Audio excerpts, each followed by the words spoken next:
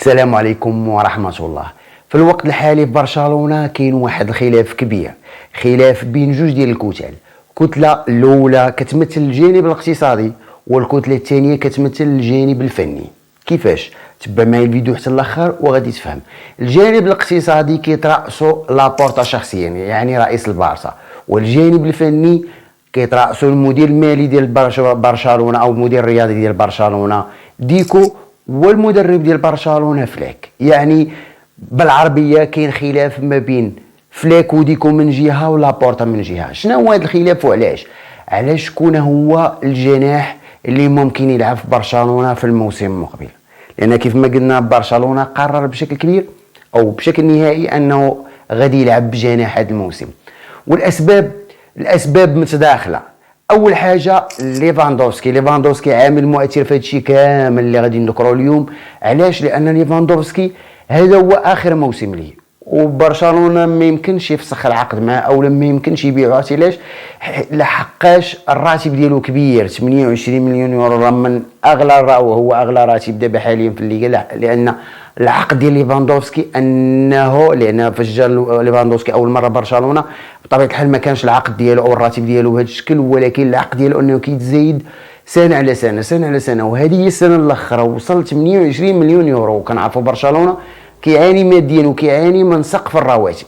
شنو علاقه هذا الشيء بطبيعه الحال بالصفقات القديمه؟ بقى معايا غير بشويه وغادي تفهم المقصد ديالي في هذا الموضوع. قلنا ليفاندوفسكي عنده اكبر راتب وما يمكنش نهائيا يتباع، لان شكون اللي غادي يبغي يجيب ليفاندوفسكي بهذا الرقم؟ وحتى لا بغى الا بغى مثلا فريق يجيبو، يعني ليفاندوفسكي خاصو يخفض الرقم، وبطبيعه الحال ليفاندوفسكي غادي يرفض. شكون اللي غادي يبغي ينتقل من برشلونه بهذا الراتب الكبير يمشي لفريق اخر؟ اذا صفقه مستحيله وبقى فيها موسم واحد. يعني برشلونه مضطرين انهم يصبروا يبقاو مع ليفاندوفسكي. اتفقنا؟ يعني برشلونه ما غاديش يجيب، مستحيل انه يجيب في هذا الموسم راس حربه جديد. شنو عمل؟ لان برشلونه عانى في هذا الموسم مع الغيابات، ومن غير حتى الغيابات مع تاثير ديال الاعياء، لان اللاعب اللي كيلعبوا في الهجوم فقط لامين يامال وليفاندوفسكي ورافينيا وفيران توريس، ويمكن نقولوا حتى اولمو. مازال على الاقل خاص صفقه ديال اللاعب، لان داني اولمو كيف ما كنعرفوا كيلعب في وسط ميدان متقدم، كيلعب بعض المرات كمهاجم، ولكن هو ماشي مهاجم، يعني غير كيلعب في هذا المركز الا اضطر المدرب انه يشاركوا في هذا المركز. برشلونه محتاج لاعب مهاجم، ماشي بالضروره يكون راس حربه، لاعب يكون في الهجوم. برشلونه خدا القرار ديالو انه يكون هذا اللاعب يكون جناح ايسر. يعني رافينيا غادي يتحول يلعب كمهاجم وهمي، ممكن يلعب خلف المهاجم، ممكن يلعب حتى بعض المرات في الجناح الايسر. القرار كيبقى في يد فليك على حساب المباراة. هنا مربط الفرس، شكون هو اللاعب اللي غادي يجي في الجناح الايسر؟ الجانب الرياضي يعني ديكو وهانس فليك بغاو لويس دياز. علاش لويس دياز؟ لان كيف ما قلنا ليفاندوفسكي كبر 37 سنه وبرشلونه مضطر انه يلعب به، والمسافات اللي كيقطع ليفاندوفسكي قليله بالمقارنه مع اللاعبين ديال برشلونه بطبيعه الحال بسبب عامل السن. يعني على حساب الخطه ديال هانس فليك والضغط المتواصل طول المباراه، المهاجمين خاصهم يركضوا باستمرار. يعني هذا النقص ديال ليفاندوفسكي غادي خاصو يعوضوا اللاعب اللي ممكن كيجري، لاعب بدني، وهذا الشيء متوفر في لويس دياز. ولكن المشكل شنو كاين؟ المشكل ان لويس دياز المطالب ديال ليفربول مطالب كبيره بزاف، لان ليفربول كيف ما كنعرفوا مشى لارنولد، عنده مشاكل، ممكن يمشي كوناتي، ممكن يمشي جاكبو. ليفربول ماشي ممكن انها تسمح بخروج لويس دياز الا بمبلغ مالي كبير، وهذا الشيء بطبيعه الحال ماشي في مقدوره ديال برشلونه. ممكن برشلونه يتعامل مع سقف الرواتب، ولكن مع صفقه كبيره بزاف، لان برشلونه محتاج مازال تدعيمات اخرى ولا صفقات اخرى في الدفاع وفي الظهير كيف ما كنعرفوا، وما نساوش حتى الحارس خوان غارسيا. اما بالنسبه للجانب الاقتصادي لابورتا شكون بغاو راشفورد. علاش راشفورد؟ لان راشفورد اول حاجه قيمه الصفقه 40 مليون، يعني ماشي بزاف.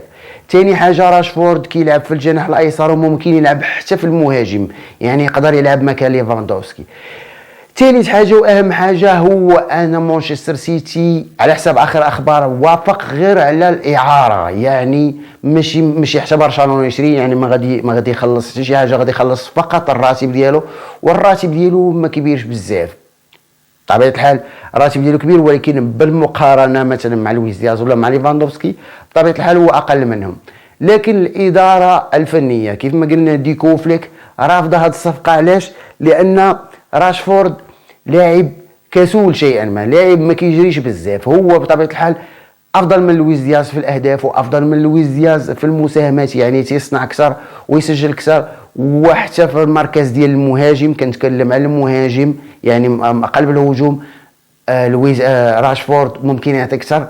لكن كيف ما قلنا الامور التكتيكيه والجانب البدني اللي ممكن او الامتيازات اللي ممكن يعطيها لويس دياز اكثر بكثير من راشفورد. الى ان اللي جبتي راشفورد وعندك ليفاندوفسكي ما كيقطعش مسافات بزاف، ولا لامين يامال على الطرف بشكل كبير، يعني برشلونه ديك الحده ديالو القوه ديالو في الضغط غادي تنقص بشكل كبير. يعني برشلونه التخوف هو انه في الموسم الجاي ما يكونش بنفس الحده ديال هذا الموسم بسبب صفقه واحده. بطبيعه الحال هذه امور تكتيكيه ممكن نتكلموا فيها بالتفصيل، ولكن ان شاء الله في فيديو اخر.